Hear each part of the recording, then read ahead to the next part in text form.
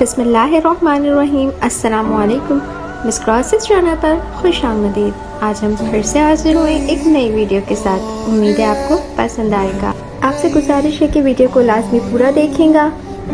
چلیں آج کی ویڈیو کا آغاز کرتے ہیں۔ شادی ہوئی تو میں نے دیکھا کہ میری نند کو دورے پڑتے ہیں۔ اچانک ہی اس کی طبیعت خراب ہو جاتی اور وہ چیخ چیخ کر سارا گھر سر پہ اٹھا لیتی تھی۔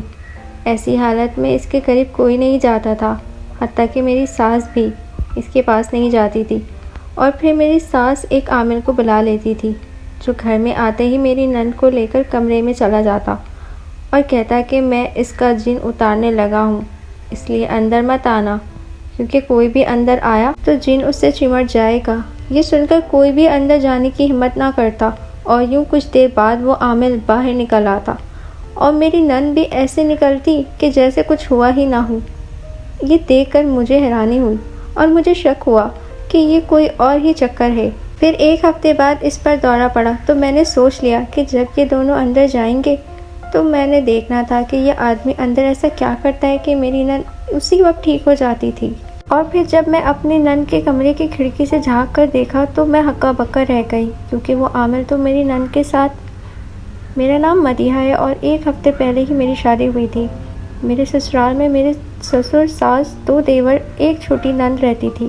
میرا شوہر ایک دفتر میں کام کرتا تھا، جبکہ سسر دکان چلاتے تھے، جبکہ میرے دونوں دیور اسکول جاتے تھے۔ میری ساس میٹرک پاس تھی، اس لیے وہ ہیلتھ ورکر تھی اور سارا دن گھر سے باہر رہتی تھی۔ گھر میں صرف میری ایک نند ہوتی تھی، جس نے میٹرک کرنے کے بعد تعلیم چھوڑ دی تھی، اب سارا دن گھر پر ہی ہوتی تھی۔ میری ساس کے مقابلے میں سسر بڑے سمجھدار آدمی تھے کہ یہ پیسہ کہاں جا رہا تھا۔ گھر کا سارا نظام الٹ پلٹ تھا۔ میری ساس صبح سویرے ڈیوٹی پر چلی جاتی تھی اور پیچھے گھر کی کوئی خیر خبر نہیں، کیونکہ وہ 2 بجے کے قریب ہی گھر آتی تھی۔ ایسے میں میری نند اور میرے سوا کوئی نہیں ہوتا تھا۔ خیر یہ دیکھ کر میں نے گھر کو سنبھال لیا، مگر شادی کے چند دن بعد ہی مجھ پر ایک اور مصیبت آ پڑی۔ میں نے دیکھا کہ میری نند کو دورے پڑتے تھے اور وہ اتوار کا دن تھا اور میرا شوہر ناشتہ کر کے گھر سے نکلا ہی تھا کہ میری نند کی طبیعت خراب ہو گئی۔ سسر دکان پر تھا اور چھوٹے دیور باہر کھیلنے گئے ہوئے تھے۔ ایسے میں میری ساس اور نند کے سوا گھر پر کوئی نہیں تھا۔ اچانک ہی میری نند گر پڑی اور اس کی طبیعت بگڑتی گئی اور اس نے چیخ چیخ کر سارا گھر سر پہ اٹھا دیا۔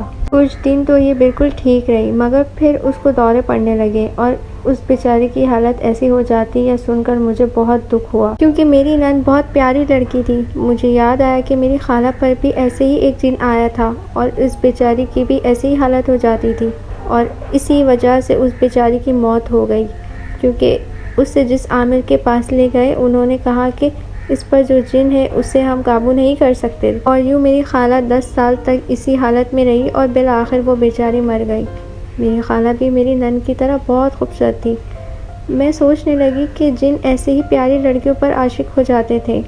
ایسی حالت میں اپنی نند کو دیکھ کر میرا دل تڑپ اٹھا اور میں آگے بڑھی تاکہ میں اس سے اٹھا کر اندر لے جاؤں، مگر میری ساس نے مجھے آگے جانے سے روک دیا اور کہنے لگی نہیں تم اس کے قریب مت جانا۔